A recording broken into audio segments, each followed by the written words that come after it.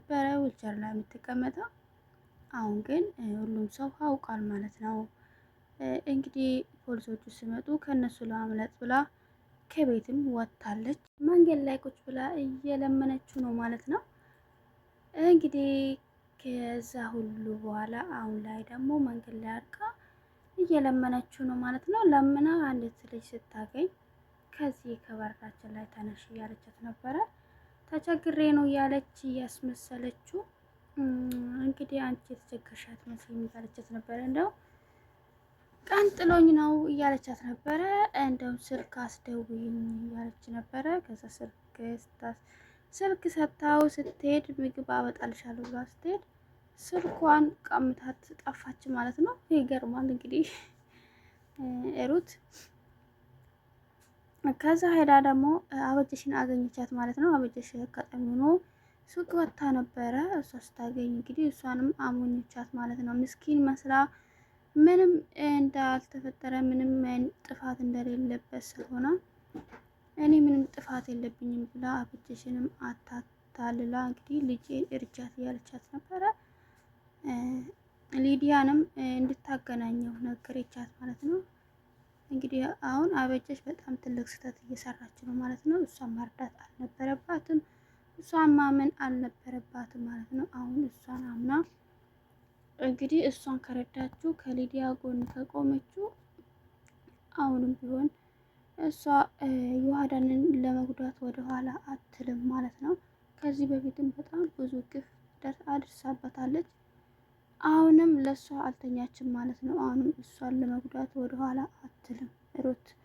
እንግዲህ ጭካኔዋ ምንም እስከ ጥግ ድረስ ነው ማለት ነው። ሌላው እንግዲህ ዮሐዳንም በጣም ተጨንቃ ነው ያለችው በሳሚ ጉዳይም። እሷም ምንም ነገሮች የተዳረውበት ስላለ የሩትም ጉዳይ አሁን ሩትም ትጎዳኛለች ብላም ስለምታስብ ነገሮች ምንም እየተበላሽባት ነው። ሳሚም እንግዲህ በእናቷ ምክንያት በጣም ተጎድቷል ማለት ነው። እናትያ እንደዛ ብላ ከሄደች በኋላ እናቴ እንዴት እንዲህ ትላለች፣ እንዴት እኔን እንደዚህ ልትል ቻለች እያለች ያለ ነበረ። አጋጣሚ ሆኖ እንግዲህ ቤዛ ጓደኛው የሳሚ ጓደኛ እንግዲህ ምርጥና አስተዋይ ልጅ ናት። በጣም የጓደኝነት ጥግ ናት ማለት ነው። በጣም በምንም አይነት ሁኔታ ውስጥ ቢሆኑ እንኳን በችግራቸው በደስታቸው በጣም ነው የሚደጋገፉት። በጣም ደስ የሚሉ ጓደኛሞች ናቸው። አሁንም እንግዲህ ሳሚን ማከረችው ማለት ነው። መረጋጋት አለብህ፣ አስብ፣ እሷ የሩት ጓደኛ ናት።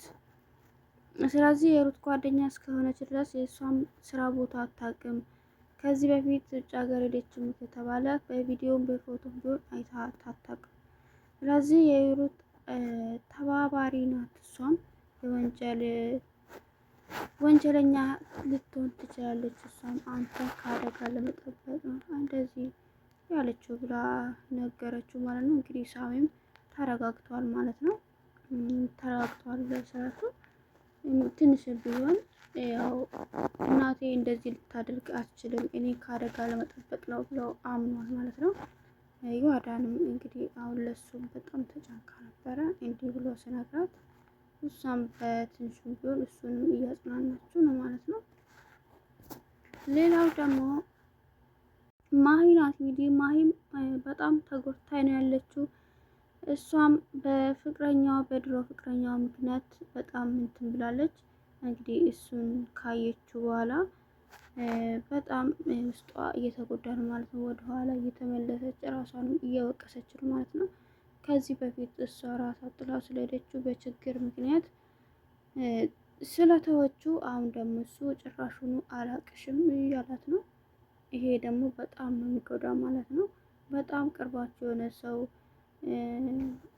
ውስጤን ያውቃል ብላችሁ ያሰባችሁ ሰው የሆነ ጊዜ ላይ አላቅሽም አንቺ ማነሽ መባል በጣም ከባድ ነገር ነው ማለት ነው። እንግዲህ ማዬ ከዚህ ሙድ እንድትወጣ ተስፋ አደርጋለሁ። እሱም የራሱ ህይወት ስለያዘ እሷም ደግሞ ከዚህ ሙድ መውጣት አለባት ማለት ነው። እንግዲህ ሁሉንም ትታ የራሷን መንገድ መያዝ አለባት ማስበው። ሩት እንግዲህ መጨረሻ ምን ይሆን የምናሉ እንዴትስ ልትሆን ትችላለች ስላችሁ ይሄ ነገር ከህግ በላይ መሆን የለበትም። በጣም ብዙ ወንጀል ሰርታለች። ከዚህ በፊትም ስንት ሰው እና አቤልንም እንደዛ አድርጋ የዋዳን እንደዛ ሰቃይታ የዋዳን እናትንም እያስገደለችው እሷ ናት። ይሄ ሁሉ ወንጀል ሰርታ አሁን ደግሞ በነፃነት መኖር የለባትም ማለት ነው። ለህግ መቅረብ አለባት ነው። የዋዳንም ቢሆን ከዚህ በላይ ስቃይ ይብቃ፣ ስቃይ ማብቃት አለበት ነው የምለው። በራሴ በኩል ለውዶቼ ሰላም ቆዩልኝ።